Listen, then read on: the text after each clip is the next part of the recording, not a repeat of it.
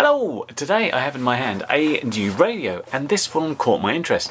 New manufacturer, although I haven't heard of it. It's from a company called FatFish. It's called the F16. What seemed quite remarkable about it is this module it had.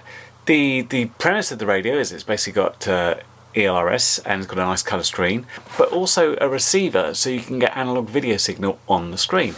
Not the first time this has been done. If you go back to the original TBS Tango, that also had a built-in 5.8 receiver so you could get your FPV feed on the screen there, although that was more built-in rather than a module. This is a module. Comes in this bag, and there's a bunch of packaging. And if we take that out of the bag, we get this. Let's take these off. Let's take the screen protector off. Yeah, looks a bit like a sort of TX16 type one for a RadioMaster. Not that I've got one, but that's kind of what it looks like. And this is the module in the back. And also, you'll notice there's no antennas. That's because they're sitting in the bag. So let's put those on. And then it looks like this. This is the actual module that does the 5.8 analog video signal, and it's got two rubber duck antennas. You probably want to change that out instantly. This is for the ELRS system. Let's just switch it on. Welcome to HTX. And it's running HTX. Throttle warning. And this looks quite familiar for people that would have had the TX16, which is not me. And it's like touchscreen, and you can do things with it, which is all a little bit new to me. But the real killer is you can do that, and you're switching to analog video. Let's go into close-up and have a bit of a better look about what this does and how things are set up and what this module on the back will do. Okay, so here's the radio all turned on, and it's all a bit new to me. As far as I understand it, this is pretty much the standard HTX colour touchscreen interface. So if you go onto something, you can move around, you can go into like your model listing, and they all have, you know, pretty pictures and stuff like that. All quite interesting. It's very new to me because I've always just had the regular screen thing. On the radio, you've got these 6 buttons, which is all on one channel. You've got 3 position switches in these positions here. You've got potentiometers here. They feel a little bit loose and plasticky, not very good to get the center point. 2 sliders on each of the sides there, and then another 3 position switch, another 3 position switch, a 2 position and a momentary there. Obviously the ELRS antenna goes in there. At the top you've got a USB-C. This is for connecting to a computer so you can do SIM or use it to transfer files back and forth. And at the bottom you've got your charge port, your SD card, and a little jack, which I presume is going to be trainer port. I don't think there's a separate headphone one, so probably trainer. So on the back you've got this basically video receiver that's plugged in, and what it shows is the channel, which is R1, the frequency, and it's got the RSSI for both channels. As it stands, if I do anything here, use the button up and down, you can't do anything. You see the locks on, so if you do a long press, that turns the lock off. At that point you can go through the various frequencies or bands, and it should be channels. Hang on, there we go. E8. Oh yeah, going downwards. Upwards doesn't seem to work as expected. You go downwards through the channels but not upwards. So they're back on R1 there. And obviously if I turn something on, like this little whoop,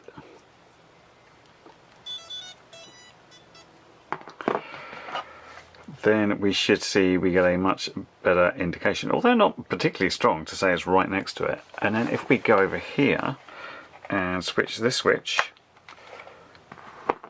we have a decent image here, which is pretty cool. And it even gets the OSD pretty much on the screen, so that's quite nice. And this doesn't seem to be hardwired if I switch back and forth there, because what I did, if we go to models, and we seem to have special functions on SC that says LCD to radio or LCD to video, so presumably you could set that special function up as any particular switch you wanted or not at all, depending how you liked it. One or two problems with this is there's no way of recording this. There's no DVR in here, so you can look at it but you can't record it. So it would never be, I don't think, intended as a primary output. The other problem is if you wanted to use the video on here and you didn't have something on ELRS, well, this is a module. So to take a module out to a multi-protocol module in, obviously you don't have this. Although, if I take this out, you will notice just underneath here there is this switch that says internal, external. So the idea being you can use this as an external receiver in some way.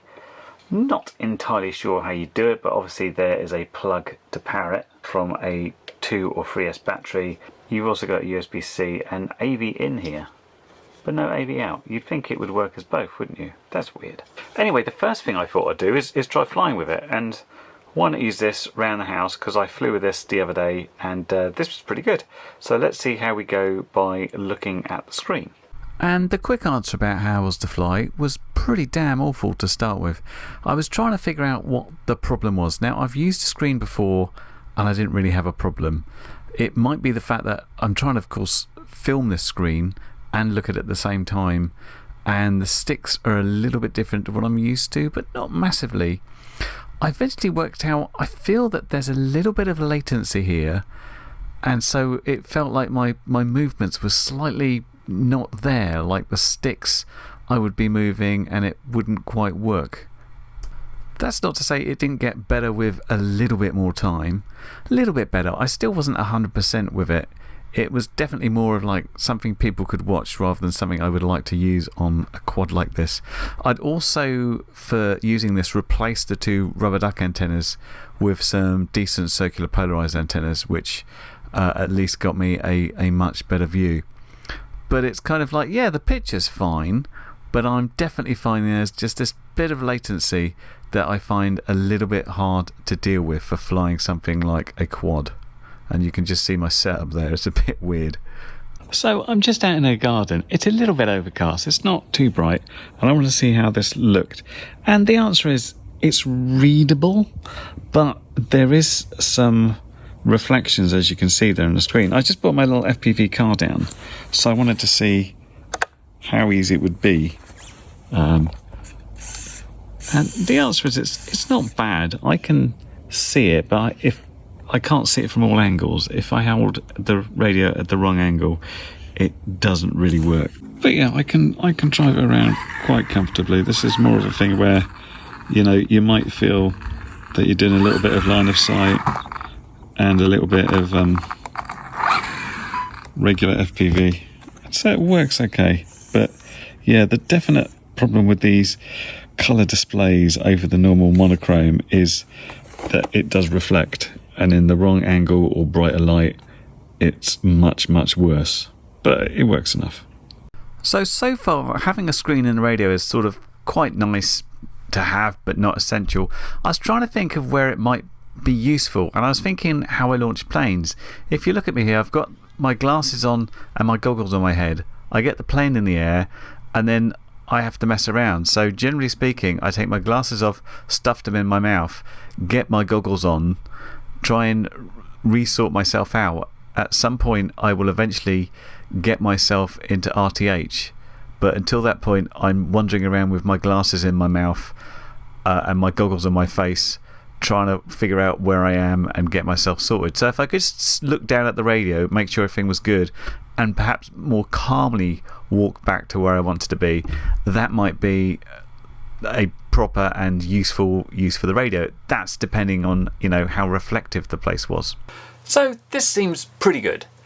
Not outstanding, but pretty good. It's a nice big radio. It's got a lot of switches, a nice big screen. The downside, of course, is outside that screen's a little bit more difficult to work with.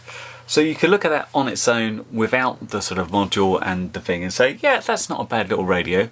Pretty good, especially if you've got lots of planes, you've got all these 3-position switches. As I said, very much like the TX16 from RadioMaster. What isn't like RadioMaster is the quality of the components.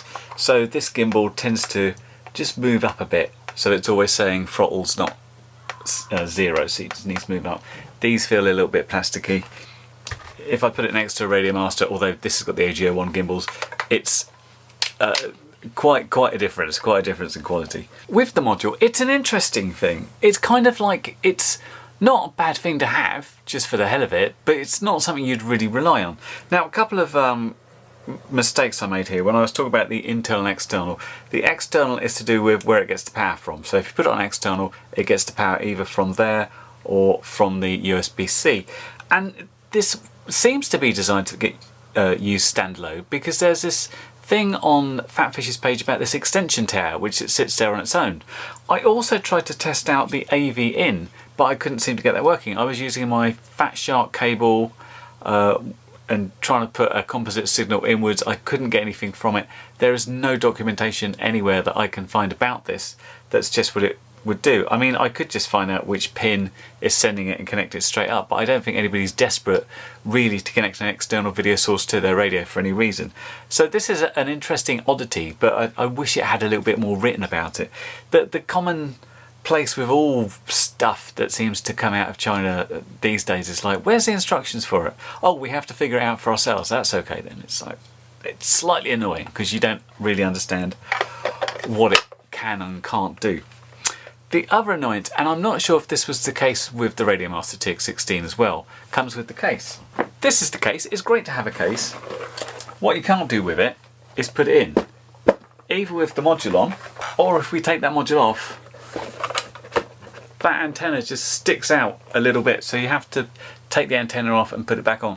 This is not really a problem. It's just like, if you cock it up and forget to put the antenna on, that can really damage the radio.